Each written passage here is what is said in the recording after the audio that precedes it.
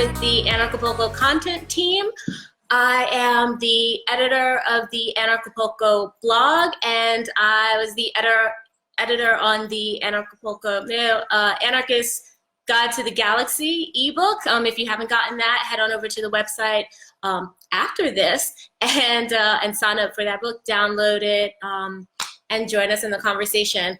I'm so excited to be here to give you guys some updates, some exciting, juicy updates on Anarchapulco, and to share some of my thoughts with you. So welcome. Hey, Jessica.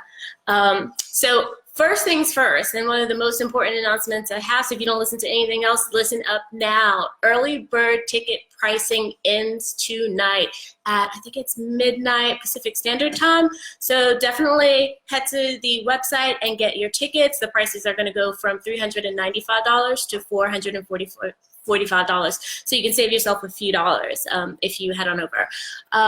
There's also, we have announced the main stage speakers. So there are some really exciting speakers. If you haven't ever been to one of these events, it's really nice to be right there in front of the people that you've been watching on YouTube, and also to be introduced to some new ideas and some new speakers. So definitely check out the list that's on our website. You can go to anarchapulco.com for that information. Also, you can check the website for information about how to prepare for Anarchapulco. So there's a frequently asked questions. We tell you what to expect, and you can keep up to date on the Anarchapulco blog from week to week. So I invite you to go ahead and do that.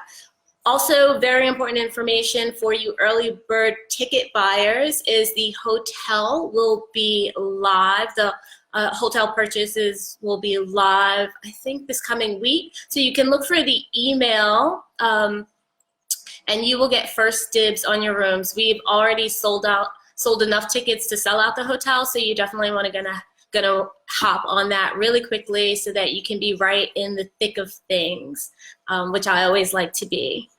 Hey, Emily. I'm just gonna, let's see, I'm checking out what you're saying. Going on before and after. Oh, okay, good, you got your answer.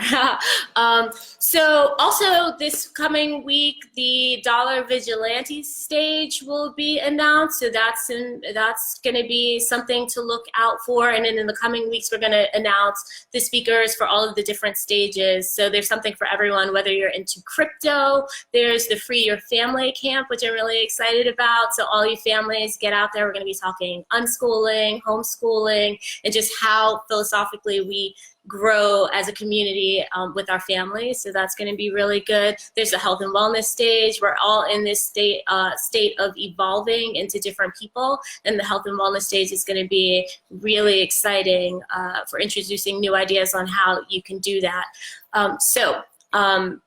Yeah, we are super excited. This thing is a few months away, and we are building community, and everything's rolling. And we also have some really exciting announcements coming up for the main stage speakers as well. So stay tuned in for that.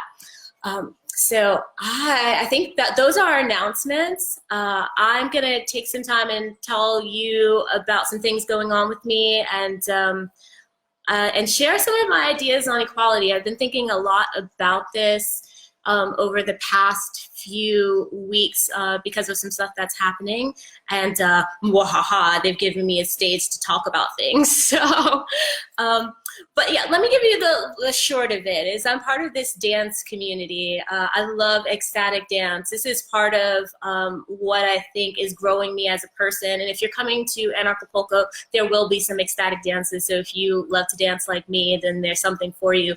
But I love ecstatic dance. It's part of, if you're on my Facebook page, you'll see that I posted something, an ecstatic dance, and it's something I couldn't have done 2 years ago. It's really allowed me to like come out and like own my personhood. So I'm part of this community, and there was a little bit of a protest a few weeks ago, and what that protest was about was going topless. In Austin, there are no laws prohibiting public nudity, or at least like upper body nudity. And so it's common at some of the water holes and places like that to see it. So, but within a business, you know, typically you don't. And anyway, so there was a protest because women wanted to go topless during this dance as an expression of themselves, which, yeah, I get it. I totally get that. But what ended up happening is the business owners expressed that they were trying to create a space for all different types of people. And while they were happy to share, to create a space, to create a dance for them to express themselves in that way, they really needed to follow the guidelines. And there was some tension, actually. They tried to make it into some sort of a democratic process, which is what this sometimes turns into, but the business owners very graciously said, hey, this is not a democracy. These are guidelines. We have them for a reason. And everybody danced, and we had a good time. But what it quickly turned onto, particularly online, was these demands that the business owners changed their policy. And at first, the change was for more freedom. So I get it, even if, you know, it might not be the thing that I would do or that it's my passion or anything. I get people trying to be more free, you know, but what it turned into after it was very clear that they weren't going to change the policy because it's a family space, and however you feel about that, they have a vision for what they want their space to be, and we as anarchists respect people's rights to share their property in the way that they want to share them, right? So they had a vision. So when it was very clear that they weren't going to change that vision, what the community decided to demand was that in the name of equality, that men be forced to put on shirts too. And there was all this talk about discrimination, gender discrimination. And honestly, it really got to be sad. I could totally, as an anarchist and someone who wants to be as free as possible, I can totally get down and understand and empathize with those people who were calling for more freedom. But I find it interesting, scary, sad that it morphed from a message of give us more freedom to let's take away some freedom from those people because of our own inability to be free. I think it really missed the mark, and it really is sad. And you know, and it got me to thinking about the idea of equality and how invalid it really is. How it's not, equality should never be the point of anything. You know what I mean? What is the point of being equal in a state of less freedom? It's interesting because the business owners did end up changing the policy after a lot of drama and a lot of people expressing animosity and you know, threats to bring the state in because of the discrimination, gender discrimination. And so they did change the policy, which I thought was really sad because I don't think that they changed it because they were willing. I think they changed it because they had to deal with the fallout and possible legal fallout. But the thing is, we'll never know. We'll never know why they changed the policy. We'll never know if it was because they really felt the community and wanted to make a change, or if they were compelled to. And the community then applauded the business owners after having said all kinds of nasty things about them. So these are real carrot and stick people. If you do what they want, they applaud you. If you don't, then they threaten to destroy you. So they applauded the owners, and I just felt so sad today. I went today to this dance session, and they announced that they changed the policy and that everyone had to wear, that men also had to wear tops. And there was this applause, and I felt so incredibly sad. Like, I felt real grief because they were applauding putting more restrictions on other people rather than freedom. And whatever they call it, equality, how does calling it equality change significantly what actually did occur, what they actually did do? And I felt myself very disconnected from the community. I felt like I couldn't I couldn't engage with them. I couldn't love them the way that I had loved them previously, because now I know that what's underneath, you know, all that heart-centered talk is really just an inclination to some viciousness, and I can't see a whole lot. I can empathize with so many things, but I can't empathize with wanting to see your fellow man brought low. And yeah, it was a really rough, and I was grieving.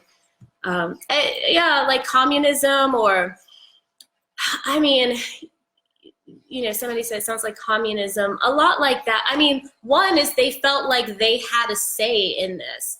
And to some extent in the marketplace you do. And there are solutions for problems like this. And I did try to offer solutions. I said, hey, if you really want a space where you can do this, you know, never mind that they offered to create a specific dance for this subset of the dance community, but like, criticize by creating. This is a saying that I got from another conference that I go to, and I really love it. If there's something happening in the world and you don't like it, create something to compete with it. And I think that's what we're all about in the Anarchapulco community and in the anarchist community at large.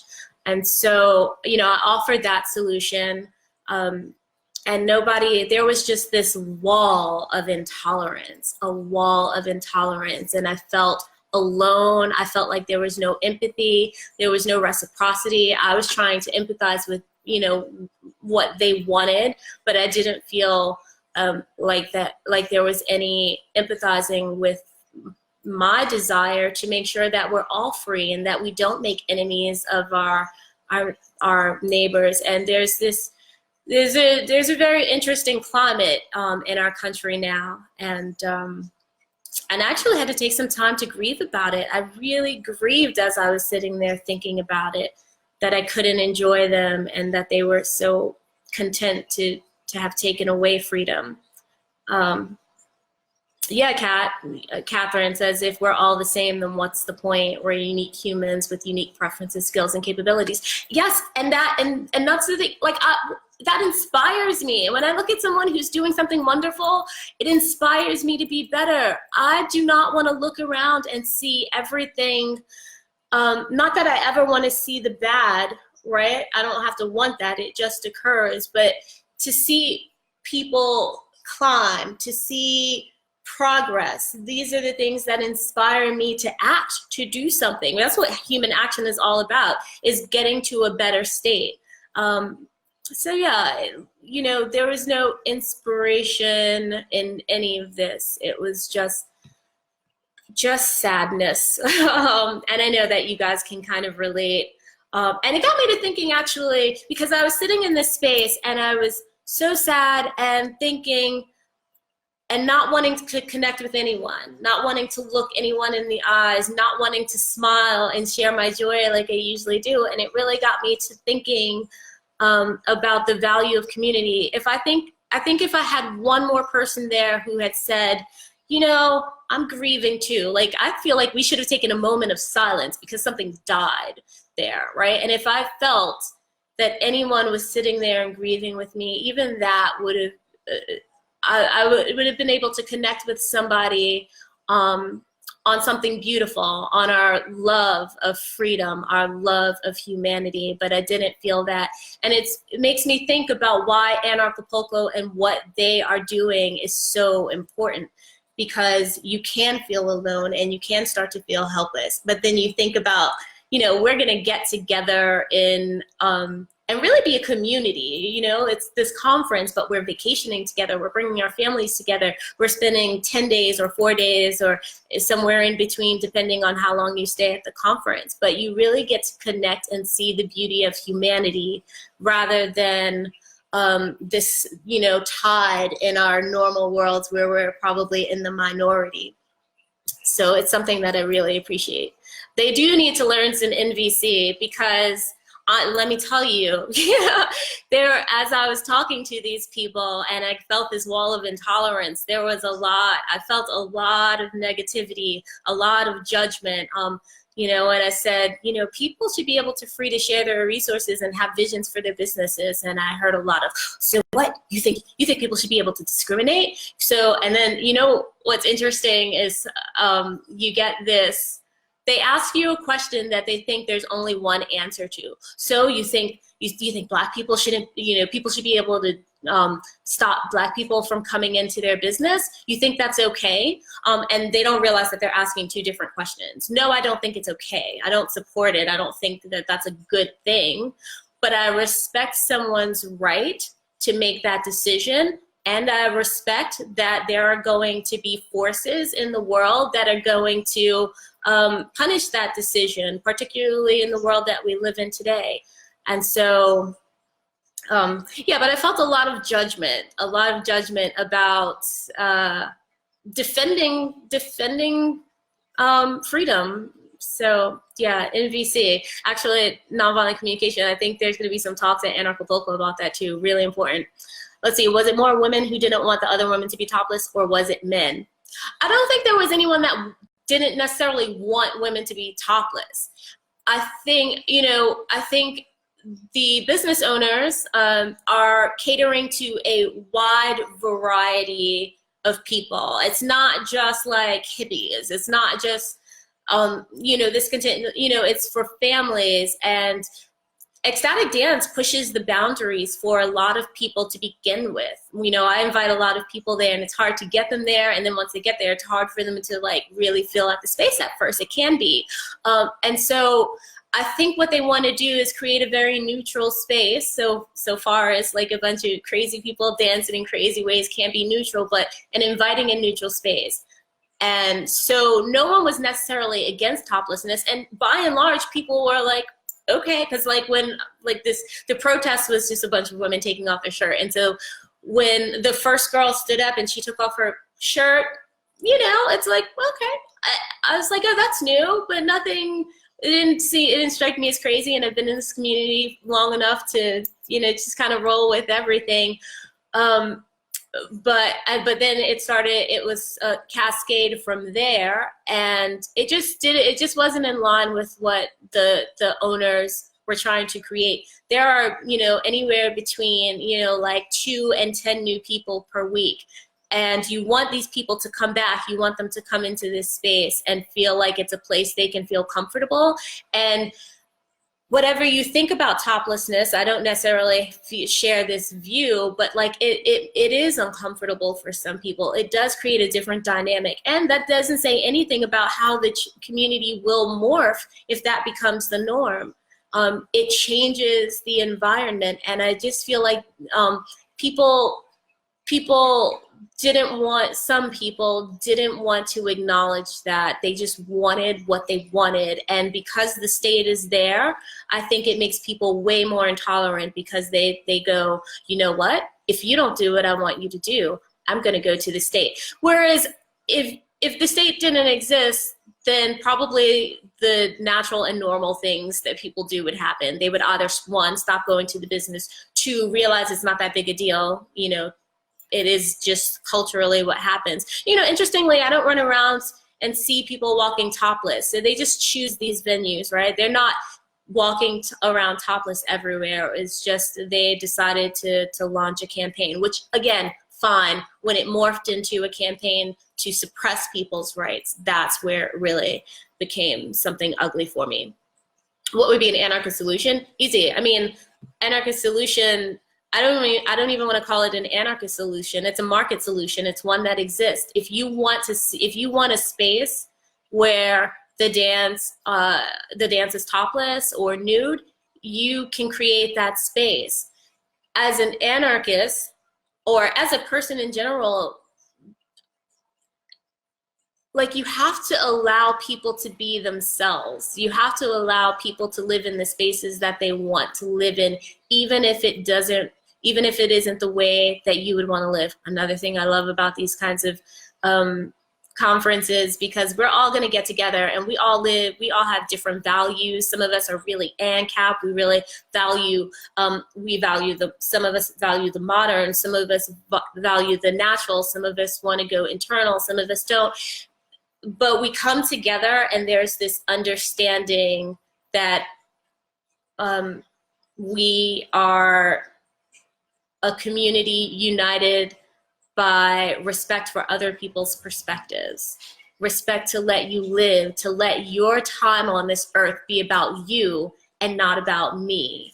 And that's, oh, sure, Austrian economics in general. You know, again, create a business. If you want to, I'm reading Kat's question, can Austrian economics apply here? And it definitely does.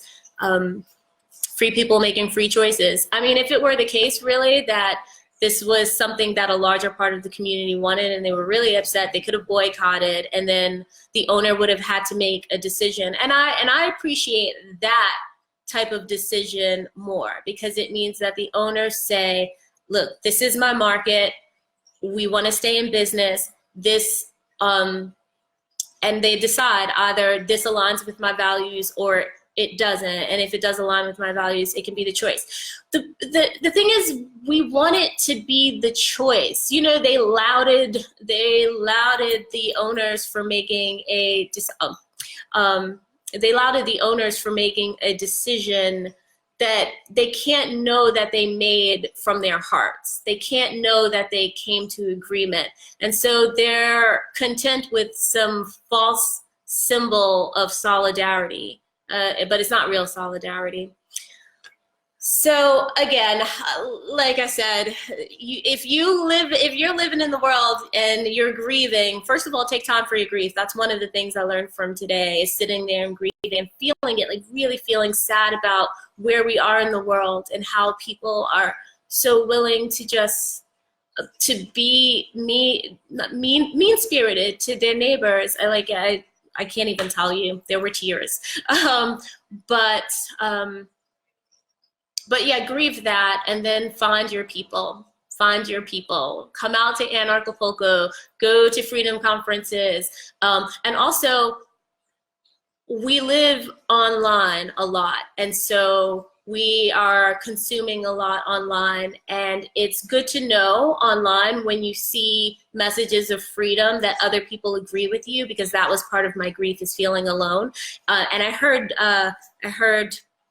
Jeff Berwick do a talk recently, and one of the things he said was like, click like, share that video. And at first I thought, click like, what the hell is that going to do? But no, it actually does do something. It's a signal. It's a signal to people that they aren't alone. So yeah, click like on those videos, because we need to know that we're not alone, and then we need to come together and hang out and create community and all of that. So let's see.